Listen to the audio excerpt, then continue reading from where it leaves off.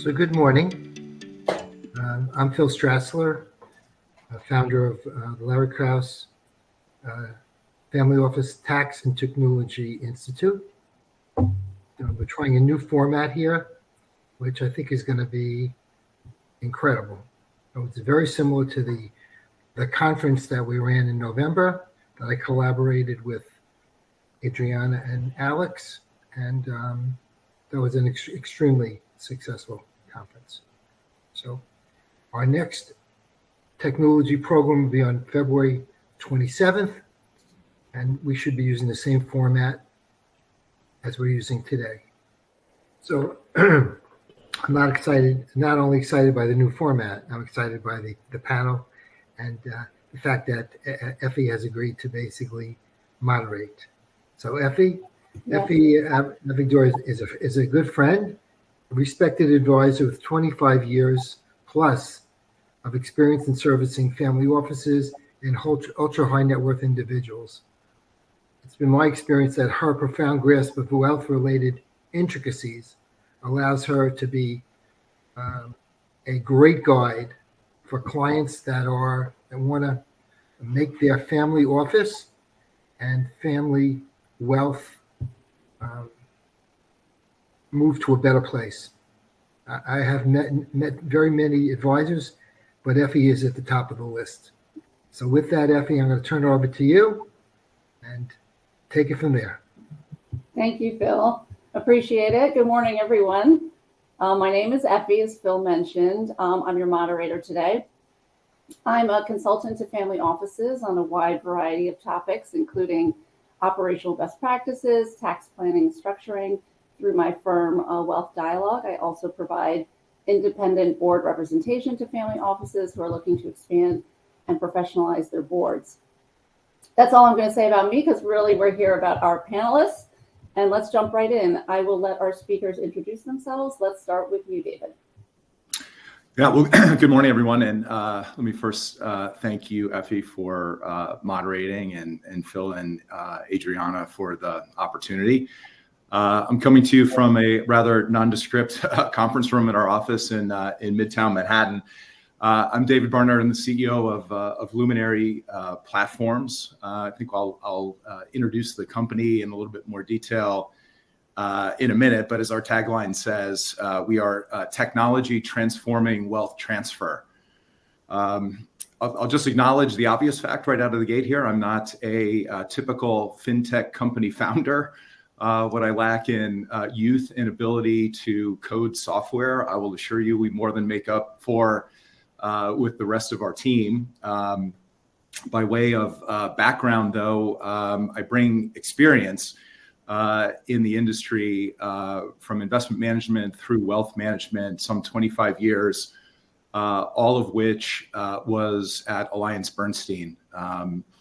I ran the private wealth group there up until 2021, which some of you may know is a business that serves ultra high net worth clients and some family offices, some 100 billion or more actually in assets under management, where over the course of my career there, I had literally thousands of client interactions. I bought and implemented a lot of software, some of which went well, some of which not so much. But more importantly, I had really a front row seat to a lot of shifts in the center of gravity in this industry that I think are really coming to bear right now at the intersection of business models, technology, generational change. And I'm super excited to be leading Luminary at a time where we think we can make a big difference at the industrial level. Thank you, David. How about you, Danielle? Great. Well, hi, everybody. Thanks for spending some time. And I'll echo David's thanks to Effie and Phil and Adriana and Alex for putting this session on. It's been a real joy spending time kind of in preparation, and getting to do this was a lot of fun for me. So my name is Danielle Teese, and I'm currently the Senior VP of Strategic Accounts at K1x. And this is actually my second role for our young company. I started with our company as the VP of Client Success and kind of shifted in the fall to this role. My background is in tax, so I spent about 15 years in public accounting. Over time, I ended up specializing working with exempt organizations, and even within that, specialized working with exempt organizations, large institutional investors who had big K1 problems. So the problems that we're looking to solve at K1x are kind of the problems that nobody else really seems to want to deal with.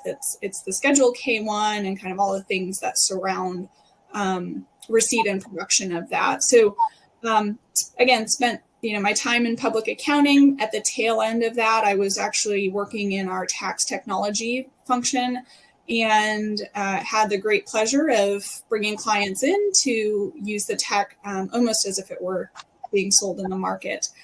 In June 2022, our function was carved out of that public accounting firm, and we became an independent company. So it's been a very interesting journey. I think reflecting back on, when I first entered the job market and where I am today, I wouldn't have dreamed that this would kind of be my role. But today I get to work with, the largest accounts that we have, making sure that they're finding success in using our applications as they kind of go on their, digitization journey as it relates to the K1 and exempt returns. Well, I think everyone probably on the call can relate to the agony of the K1. But so Danielle, maybe tell us a little bit more about K1x, what it looks like today, how many folks are in which roles, and, how you're sort of going out to market. Yeah, and I really enjoy talking about the history because we are a fairly young company. I think I mentioned June 2022 is when we formally became our own company. But the tech has been around for nearly 15 years. So we actually released our first product in 2008. And, version 1, I will tell you, looked a lot different than it does today, but it was a version 1, and it was actually a 990 solution for tax exempt organizations, and really solving the problem of how were these tax exempt organizations going to comply with the newly designed 990 that the IRS had just released. And it really became more of like an activities report. There was a lot of information gathering about your programs, and compensation obviously is always a hot topic in there. So we built this solution called C-Track at that time, and really started working closely with exempt organizations to migrate into that tool. In working with them, we found that that's when we learned that they had a K1 problem. So in 2010, we actually built and released the first version of what's now our K1 Analyzer product, which is for anyone who receives K1s. And in 2019, we layered in the AI component to do the extraction of K1 data for you. So that's been a little bit of the evolution of the tech. I'm really proud to say that our president and co-founder, Geraldine Hurd, was the original designer of C-Track in 2008. So she's been with the tech for that long. Her co-founder, Schneider, who is currently our CTPO, was also the original developer on the tech, back in 2008, and they're both with the organization. So really proud of the history that we've brought forward, but we've also layered in a lot of really good leadership as well to kind of complement the history. When we carved out, we were about 40 people, and I would say we're sitting at about 55 today. Where we've brought in mainly in the commercial aspect, but also leaders that have been in the SaaS world. Our CEO has a background at ADP, and so bringing in leadership that could, again, kind of complement the skills that we brought forward. Right, thank you.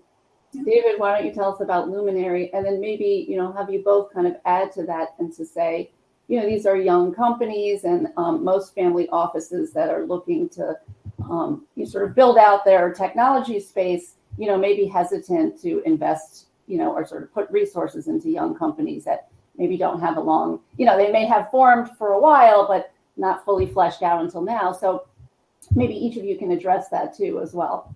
David, we'll start with you.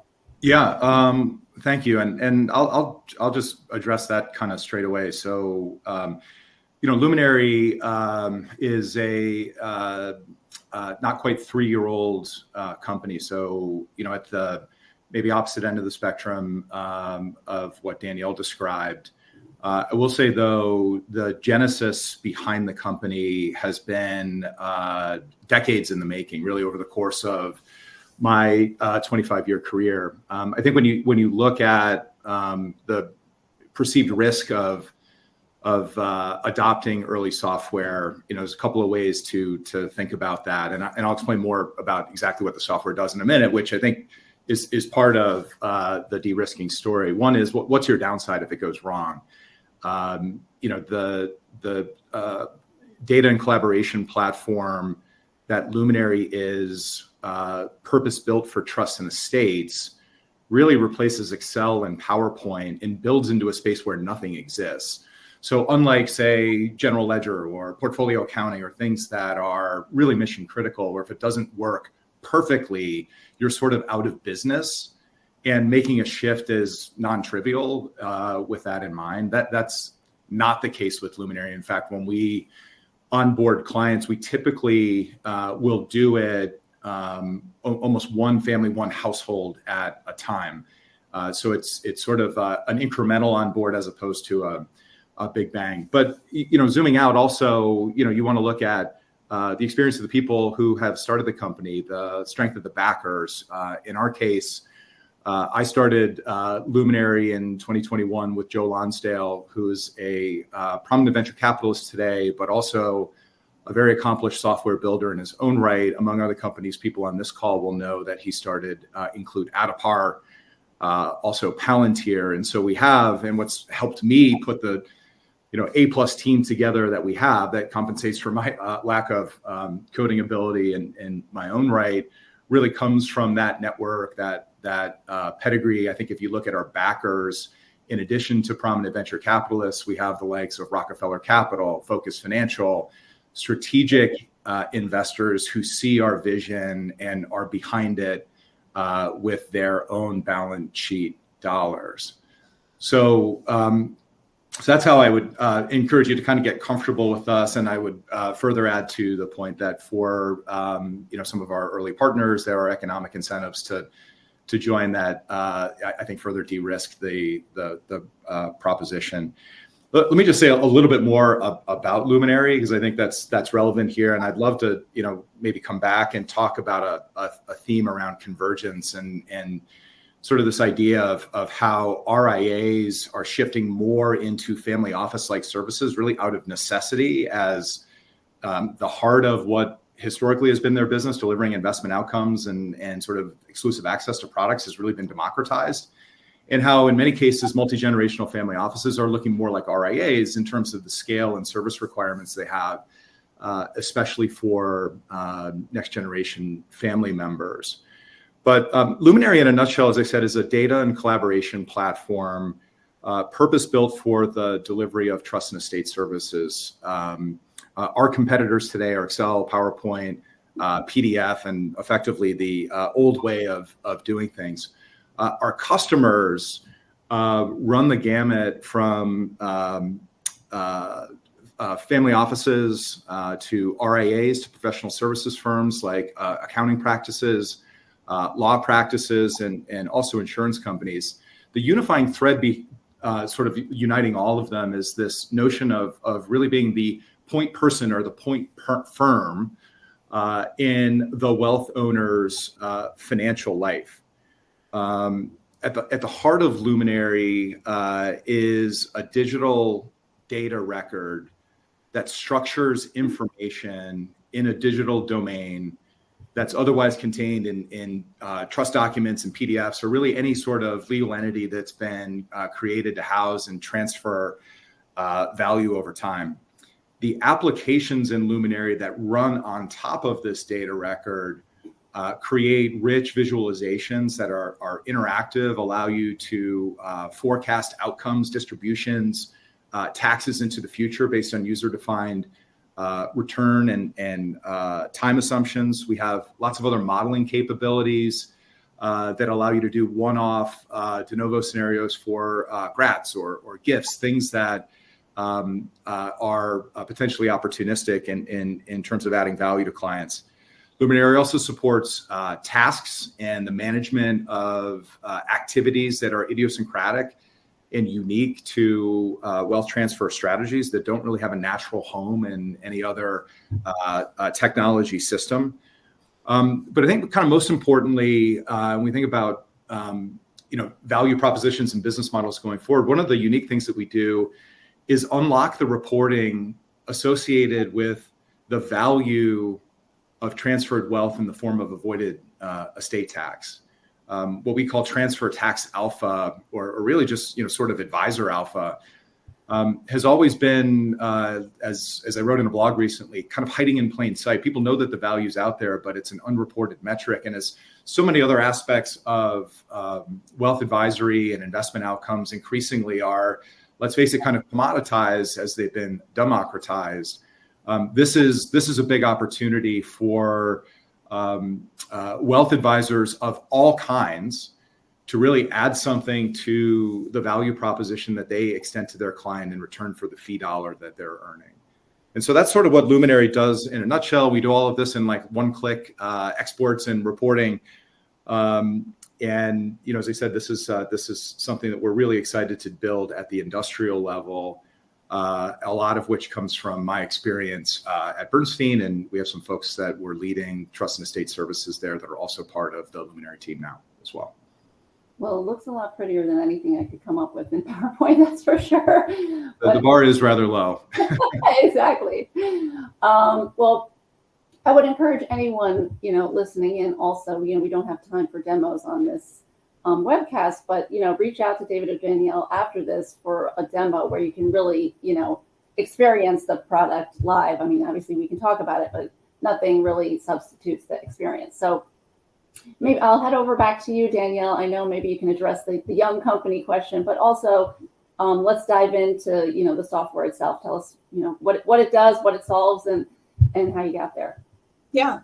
We've had years of working to build credibility in the market, and I would maybe just highlight a couple of those areas in particular. So while we were living inside of an accounting firm, and I'll be coy with that phrase, but in 2019, we actually signed a partnership with Thomson Reuters, right? A well-known name in tax technology.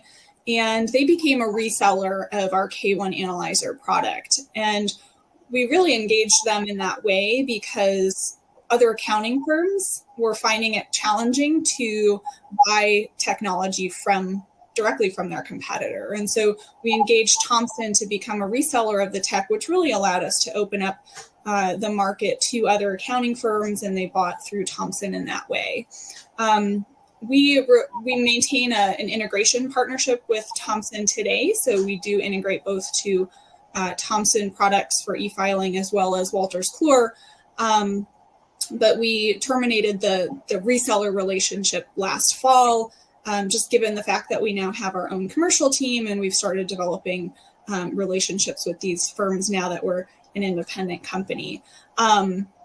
We had the benefit of, during this carve out, in June of 22, we had the benefit of bringing over our clients as well. We had about 200 clients that were already using the tech, that were raving fans of the tech. And so we had kind of a head start as it relates to referrals and positive feedback and people who are kind of willing to speak to others on our behalf about their experiences working with not only the tech, but our people. Our team came over as well. So we did have a little bit of a head start in that sense of references and being able to leverage those as we were onboarding with others. So we've done our fair share of begging, obviously. We have to encourage people to trust us, take a chance a little bit as we gain that credibility as an independent company, as a company on our own, as a company that's called K1x. And if you Googled it, you might find the sneaker company. So,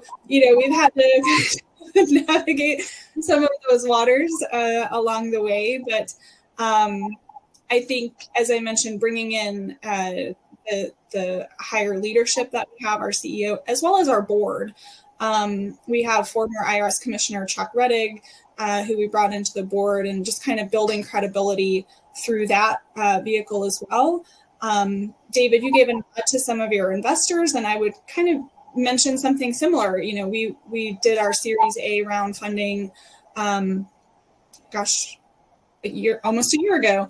And so, you know, we were very somewhat specific about the type of partner we wanted. And we are super grateful to have Edison Partners as one of our investors. And they've been extremely active in supporting us through the journey as well. So that's kind of how we've navigated being a new company and all the things that we're trying to build around credibility and creating a name somewhat newly in the family office space. You know, historically, we were working primarily with tax-exempt organizations.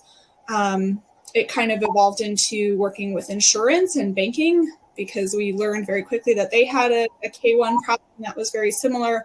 And then there was kind of natural spillover into family offices. And as we got introduced to the FOTech network and Phil and just that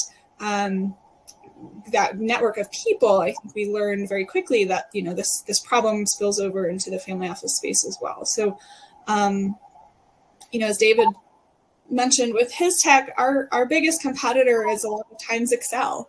You know, there are OCR tools out in the market that can try to read the ink on a page, but that's only effective on page one of a K1. So we have 3 products. Our primary tech is our K1 analyzer solution, which is for K1 recipients. Anybody receiving a K1, whether you are pension trust, you know, A or individual B, you know, this tech is applicable and helpful in that process to eliminate all things around extracting the data, getting it into a standard format, aggregating it with other K1 data, and then ultimately getting it into your tax software.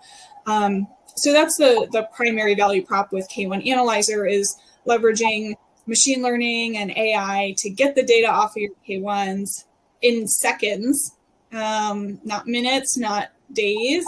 It does it in seconds, and getting it into a structured format, taking that unstructured data, structuring it, aggregating it, reporting it, and then ultimately being able to e-file through your tax return. So, you know, the solution is a little bit different depending on the type of taxpayer, but I think ultimately we're just trying to help people navigate these seriously condensed timelines that they have to work within. You know, if you get a K1 in September and you have to turn around your tax return in October, there's not a lot of time to actually digest, understand, ask questions about what that information may contain and how it impacts you. So obviously, once you get to scale and you have hundreds, if not thousands of K1s that you're collecting, this grows to be a very serious problem.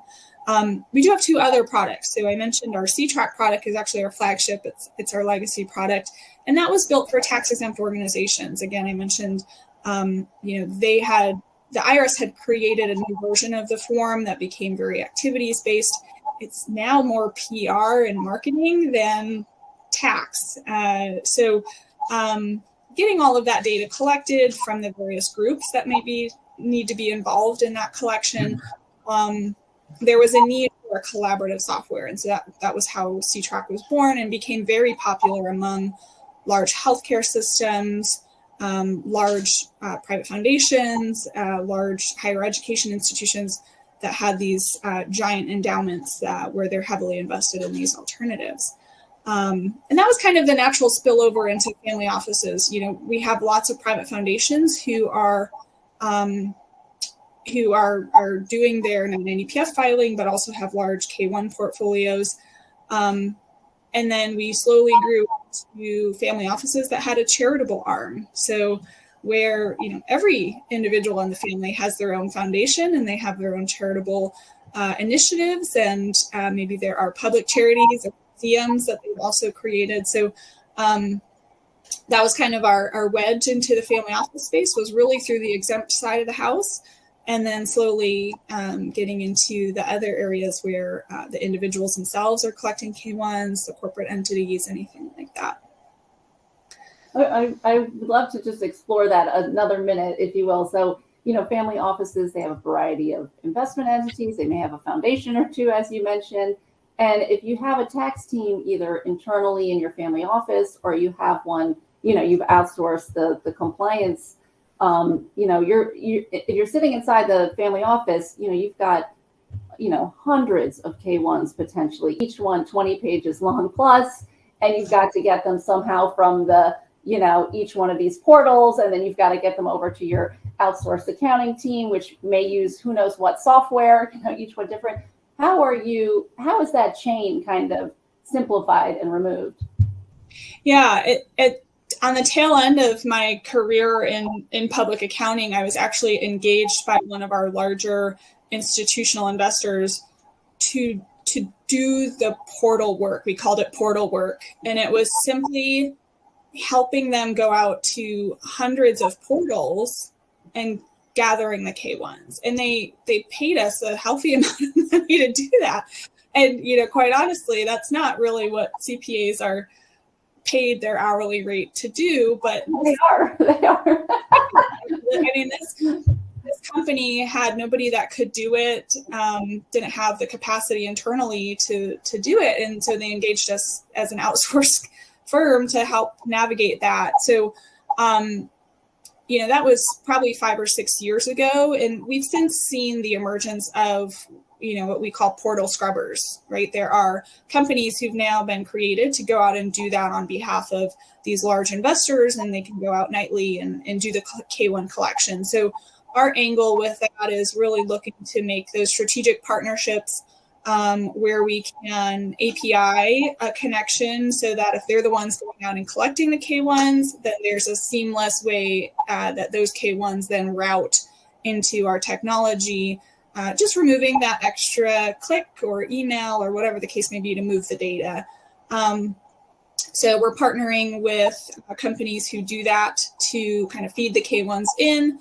And then there's also some of our partnerships where we're feeding data back. So if they're kind of hosting a dashboard or a portal where their clients can come in, that's really a large part of our strategy this year is opening up the API capabilities, allowing more free flowing of K1s in, K1s out, so that people can eliminate as many human touches as possible to move that data around. David, why don't you tell us about Luminary and the product itself, and maybe sort of describe it, how a family office might sort of see it, use it, what problem it's solving. Mm-hmm. Well, thank you. I will. I'll just say I'm reflecting on Danielle's comments. While our businesses are obviously very different, I think the common thread is, first this notion of digitizing what is otherwise analog information and sort of bypassing the Excel piece and putting it directly into software where users have the ability to manipulate it and manage it in a dynamic way where they can work faster, draw more precise insights and possibly unlock capabilities that not purpose-built technology, limits. I heard recently a venture capitalist describe how they look for new software companies. They basically say, we look for high-value activity being managed in Excel by high-priced people. And I think that's what basically Danielle's company does. And that's sort of what Luminary does. So, in trust and estates, we're dealing with a lot of non-standard information in the form of documents, in many cases that are, if you're able to even locate them, sometimes old and dated, and depending on, when and how they were written, look very different. So this first notion of what Luminary does is we digitize and structure that data into some 22 unique forms, depending on the trust or entity type, from revocable and irrevocable trusts all the way through sort of complex LLC structures and anything in between. And when somebody says, hey, here's an entity type that you don't support that, we need you to, that'll be our 23rd, but we haven't heard that yet. So I think we have a pretty comprehensive data platform. How the data gets into Luminary is increasingly AI powered, or I would say AI assisted. So similarly, using some OCR technologies that help you find and locate the pieces of information that might be buried in 100 pages that we want to have that unlock all of the application capabilities. I would say that that's good. It's getting better. And is one way that sort of onboarding, back to my first comment around the risk associated with this, gets further de-risked. But once you have the data, what most people want to do is see it visually.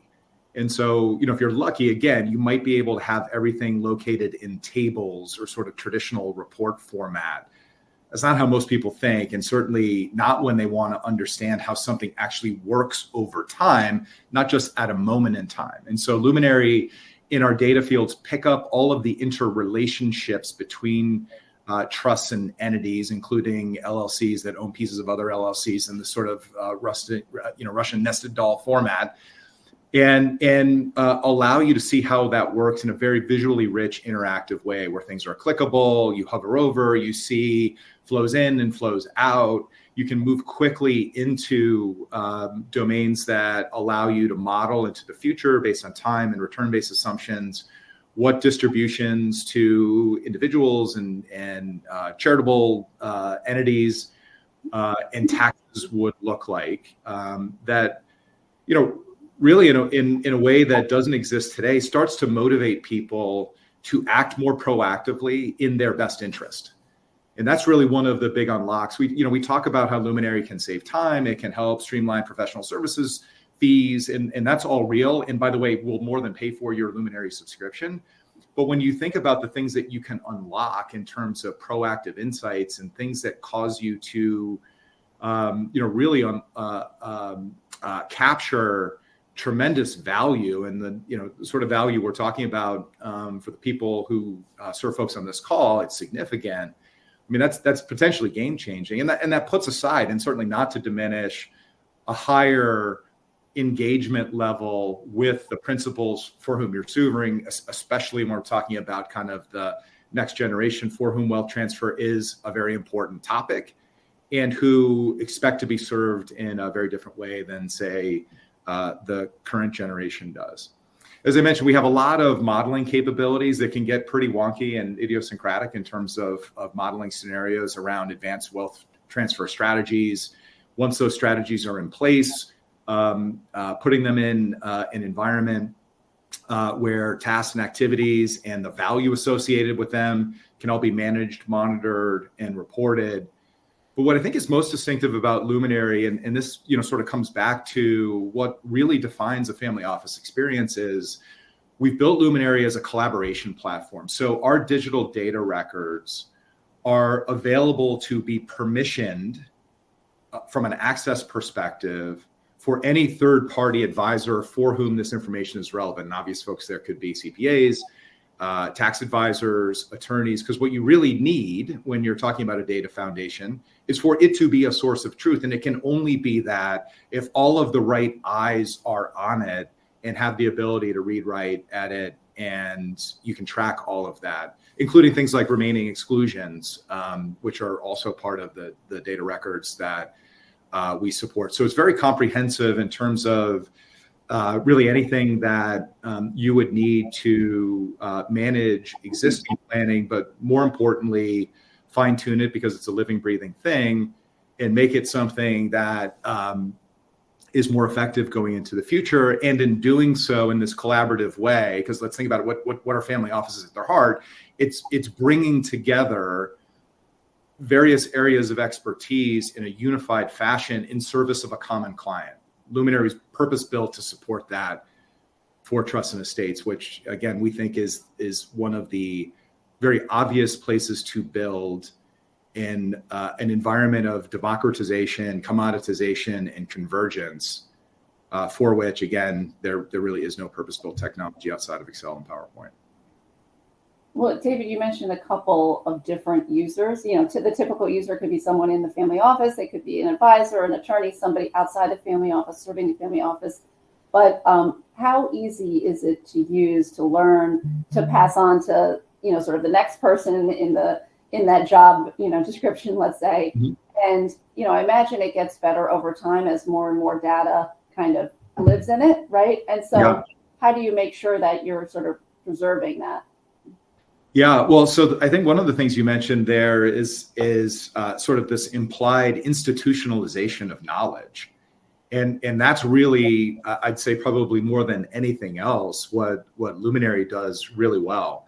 So in addition to structuring objective data that lives in documents, there are lots of places in Luminary for free text and notes and things that remind advisors or principals or collaborators sort of important things about a document, why it was created, what it was intended to do, all easily recalled, but most importantly, archived and institutionalized as a source of data, no matter who's in the seat.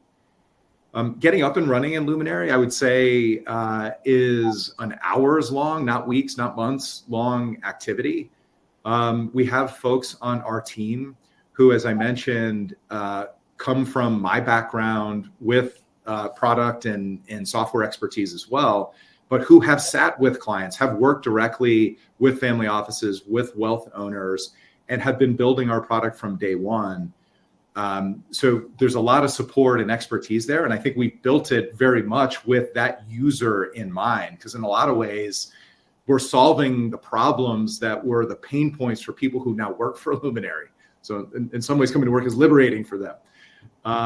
So we find that for the most part, training is pretty straightforward, and we're doing more of the follow-up to say, how's it going, and getting feedback as opposed to fielding calls where people say, I'm stuck, help. Yeah. How about K1x, Danielle? How easy? To me, that one sounds more difficult, but you tell me. I won't sugarcoat it. The software is very deep. It was built with the largest, most complex K1s and institutional investors in mind. And so while, our onboarding, it takes an hour, you drag and drop your K1s and you start to see data, but there's so much in the way of reporting, manipulating, mapping, integration that it just requires more study. One thing that we're looking into for this coming year is developing a certification program, because while any user can get up and running and have success, I think the deeper you can go into the tech and leverage and take advantage of all of the bells and whistles that are built in there, I think the greater value proposition that you can bring to whether it's your client or the family office that you're working in. So, it's built to be intuitive. It's turnkey. It is cloud-based, so there's not an installation process necessarily, but it's tax. So, there is a lot of nuance that just requires a little bit more time and attention. And we have built out our implementation team that will really hold hands with our clients from day one through a 2, 3, 6 month process until they feel like they're comfortable, they're up and running. We do office hours, we do trainings and all that good stuff. So it's not something where on day one you're going to get it and know everything that comes with it, but that's I think the nature of just the tech itself. So that's on the K1 side. I would say on our 990 solution, that was very much built with almost like a TurboTax style of questions that lead you to other things that are required. I think the nature of the filings and the workflows in there would allow someone who's somewhat familiar with the form to probably pick up and run and find great success along the way. And that is an e-file solution. So we're IRS approved and approved with several state jurisdictions for e-filing directly in that software. So it's a little bit different. But we've spent a lot of time and effort building up resources to support people. David, similar to kind of your experience, these are solutions that I used in practice that many of our others used in practice before we sold them to others. So, I enjoy being part of training calls and onboarding discussions because I get to kind of geek out on helping others find a better way to do the work that they've been doing in an otherwise manual process. Well, I know K1x can read all of the footnotes and all, if a K1 is 20 pages long, it can sort of dig in. And I imagine, it's pretty customized for the, each client kind of may have different, different types, may be seeing different things and may need to integrate it into sort of different softwares, et cetera. We have a bunch of questions here too that I will get to. But what did I want to ask you? Maybe you can speak to how could a client kind of test run it, right, in a small dose to see if it works and see if they have kind of the wherewithal to sort of take it bigger, if you will. Yeah, and that's how we've seen people buying, and can't blame people for wanting to dip their toe before they dive in. We've been tinkering, I would say, with a few different opportunities to give people that flavor of wanting to touch and feel the software before they make a full purchase. So we do what we call a K1 test drive, where you can send us 10, maybe 20 K1s, and we'll actually run them, process them for you live. Virtually live. And then, we'll show you the results, we'll show you the reporting, we'll give you a flavor of what a user on your end would experience as far as, processing that small data set.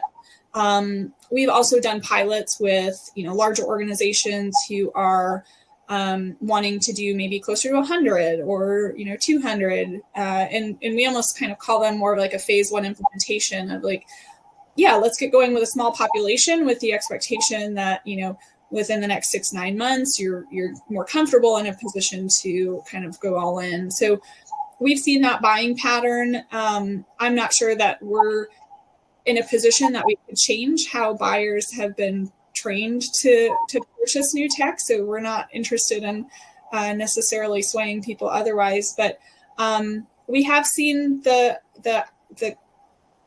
opposite end of the spectrum, where somebody's gone all in and they've had great success. We had one accounting firm, and I get that, the sizes are widely different, but we had an accounting firm join us last year. They processed 12,000 K1s in that first year amongst their entire team, and their ramp is getting closer to 100,000 over the next 3 years. So depending on the size of the org, the volume of the portfolio and the K1s that are being received, we have others that sit within the range of 50 to 100 that see a very similar value prop as far as time savings and cost savings. So, I guess there. Well, I think you touched on this, and I'd love to hear David's perspective as well. You both have mentioned this throughout the presentation, which is basically, the return on investment. If you compare how you're doing it now to what potentially, sort of this could solve for, even though, there's a ramp up period, there's obviously some cost, actual costs, right, to this. Maybe you can just describe that sort of how to think about the ROI and the risk of doing or not doing and making a change like this. Maybe David, I'll start with you. Yeah, I guess I mentioned it before, but just to recap it, I think it falls into the category first of just kind of time savings, and so different organizations will value that differently, but it falls both internally on the time and effort that people on a team are devoting to activities that we create efficiencies for, but then also some of the professional services partners who are billing on a retainer or by the hour would charge as well. And I would say, and we haven't run specific numbers on this, but you don't have to believe too much in terms of efficiencies on either or both to more than cover your Luminary subscription just on that alone. As I said, there's return on investment also just in opportunities that can be identified proactively and acted on more efficiently and effectively, that have the potential to create enormous amounts of value. I mean, one of the things we were jumping up and down about this time last year was the opportunity to use grats for some of the technology stocks that had been really hammered in 2022. Obviously, we didn't have a crystal ball to know what would happen, but again, that's the beauty of a grad, right? It's heads you win, tails you don't lose, and even with a higher interest rate environment, the difference between a winner or loser with what any of the big seven or really anything in sort of technology and life sciences returned last year had nothing to do with interest rates. And so just getting one of those things right, because you had the opportunity to model it and act on it in a real-time way, would cover a generation worth of Luminary subscription fees. And then, as I said, the opportunity for a lot of multi-generational family offices to serve the next generation how they want to be served, and in a way that really cuts at the things that are most important to them, shouldn't be overlooked either. And I'm not sure how to put a dollar value on that, but I certainly know from the place I come from in the RIA space, and you don't have to look at too many RIA websites to see the words family office and services prominently featured. And the reason for that is that's really where the heart of the next generation value proposition is in wealth management. And so your ability to do that across more of your client base with more scale efficiency in a higher impact way, I mean, look, to me, is the difference between being a successful business in the future and being out of business. And, that's the ultimate ROI. I so agree with that. Oftentimes tax planning beats investment planning, 10 times over. But we run the numbers on that, just, for people on this call for whom this is validating, it's no stretch whatsoever to get to a 2% annual return equivalent for really any wealthy family with multi-generational gifting and giving intent. And, if you are in at least traditional asset classes delivering a 2% net of fee annual return, you are in the Hall of Fame. Danielle, how about, obviously tax compliance costs, administrative costs, those are already kind of through the roof in general. So, is that how you think about the ROI on something like a K1x that can sort of, streamline the process? Yeah, definitely part of the analysis. And I think for a lot of family offices, there's this constant, do we insource, do we outsource? Would we rather hire the FTEs or leverage an outside provider? And certainly pros and cons, and you may find a healthy blend of both over time. I think the technology itself allows you to flex those options as your resources and needs change. So oftentimes we talk to family offices about the interest and need to own your data. So even if you are working with an outside provider, you invite them into the software. It's meant to be a collaborative space so that the family office is the owner of the data, but they can bring in, as David, you were mentioning, bring in the right people to the discussion, the review process. So it's not, you have to export everything out and send it to them. Just invite them in, let them do their review, let them do the technical aspects of the analysis so that you can keep moving. So, we kind of think about the ROI. We're seeing kind of a perfect storm for this industry and this K1 work, where K1s used to be exclusively held within like the higher echelon of investors. It was large institutional investors. And, in the past 15, maybe 20 years, we've seen kind of what we call the retailing of K1. So anybody can probably unknowingly enter into an investment and oh no, on the back end, they get a K1 and now they have to figure out how to deal with it. So we've seen just the volume of K1s exponentially growing. But Effie, you were kind of alluding to the fact that the size of each K1, what used to be a 2 to 3 page document, 300 pages in some instances, the introduction of the K3 over the past couple of years, like that's another 20 pages of form. So the timelines haven't changed though. So, you still have to file on time and you still have to do all that work with more volume and more complexity in the same amount of time, and sometimes fewer amounts of time. So in a family office, you may have all sorts of those tax types, right? Where maybe there's a partnership that feeds K1s, or there's an S Corp that's feeding K1s into the next level and the next tier. So when you take advantage of our tech, you really get the benefit of, let's keep the data moving throughout the tiers to the end tax filer. And then you can worry about the tax return later, but get the K1 data down to Joe investor. Let him file his tax return, and then you can do the partnership work. Today, in the current state, it's I'm going to prepare my S Corp, I'm going to prepare the return, the K1s, and then I'm going to send them out. And that's at the time now that the next person can start their work. So eliminating that step of having to deliver one tier before the next can even start their work is what we're trying to accomplish in our suite of solutions. I mean, the future vision of this is a digital K1. It's not the reading capability. We're actually looking to replace our own reading capability. We want to get to this digital exchange where anybody who's preparing a K1 can go out to the same exchange as the people who are producing those K1s.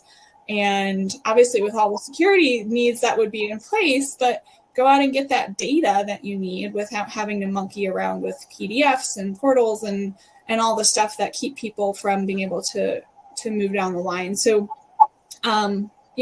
we when we talk to people, we say now is the time, because if you get on the tech now, you're well prepared for when that digital exchange becomes available, and you're already kind of linked in to that exchange ecosystem. So that's where we're headed. And yeah, I think, we can talk hours and costs all day long. I mean, the savings from just processing a K1 goes from 15 minutes to an hour to 2 to 3 seconds. So, you can multiply that out by how many K1s you're dealing with. And that's an easy ROI calc, but there's a lot bigger, I think, implications of getting into the tech today versus, waiting 2 to 3 years. I think if you're not looking at new tech constantly, you're never going to catch up. You're just going to be a dinosaur forever. You're never going to catch up. But I know we only have a couple minutes, so I do want to address, security concerns around cloud-based technologies. I'm sure you get those questions. Maybe we'll start with you, David. Maybe you can address how Luminary answers that question. Yeah, well, I mean, we have the benefit of in the industry these SOC 2 protocols that become sort of a card you can drop when that question comes up. Sort of like generally accepted accounting principles, and so we're talking SOC 2 Type 2 compliant. I would further say we have been through due diligence successfully with some of the largest financial institutions in the country, the world. And so we both know how to address all of the questions and I think have all of the right policies, procedures, protections, in place. I could get into our encryption and encoding at transit and at rest. I'll get over my skis rather quickly there. So suffice to say, it's the gold standard at the industry level. We're cloud-based, as Danielle mentioned, hosted on AWS. Danielle, how about you? How do you address that? Yeah, I think, we start with the same SOC 2 Type 2. We completed our first independent audit unqualified, which was a big step, big milestone for our company as part of the carve out. We also have implemented things around the user provisioning, right? So the MFA, the multi-factor authentication. We also work with a lot of organizations who want a single sign-on or SSO experience. So that can kind of help with the protective nature of getting people only through your network. And, outside of that, one of our first hires was a CISO. And, that person reports directly to our CEO. And I think just the history that we've brought, the procurement that we've had to go through for 10 to 15 years with companies, I can't imagine that there are other questions out there that we've never answered at least once before. But we take it very seriously, and I don't think we've ever been unable to get past any kind of security questionnaires or pen tests or the other things that people may require as they're getting signed in. So I know it's a concern. It's an objection that we hear. It's a natural part of, I think, evolving into a modern tech age. So we try to work as best as we can with future prospects around how we get over the obstacles that they may be thinking through. Effie, I'll add. We mentioned AI, and we obviously don't have the time to get into it now, but at least for Luminary's part, AI assistance is something that can be turned on and off at the customer level. And we have extensive AI policies and protocols there as well. The upshot of which is we don't train any of our models using any of our customer data. And OpenAI, whose AI technology we use, similarly does not access any customer data for model training as well. So it is as safe and secure in a private node as any sort of cloud-based application would otherwise be. Right. Well, we have a lot of questions here, and I know we're at the hour, so I guess I would encourage anyone, we have a couple for Luminary, we have a couple for K1x. I think we could probably go another hour with some more discussion, but maybe I would encourage folks to do the networking. If you have more specific questions for either David or Danielle, really want to thank them for this hour, and I'm going to turn it over to Phil. I want to thank the three of you for a fantastic presentation. I think the audience was really engaged. We all learned a lot. I have some questions. If you want to engage with Danielle or Effie or David, I hope they're available for networking. I'm going to ask a couple of questions myself. So everyone, take care. I will see you all on February 27th, and you'll get some information about that. Again, thank you, everyone. And I just want to wish everyone a happy and healthy New Year also. Bye now.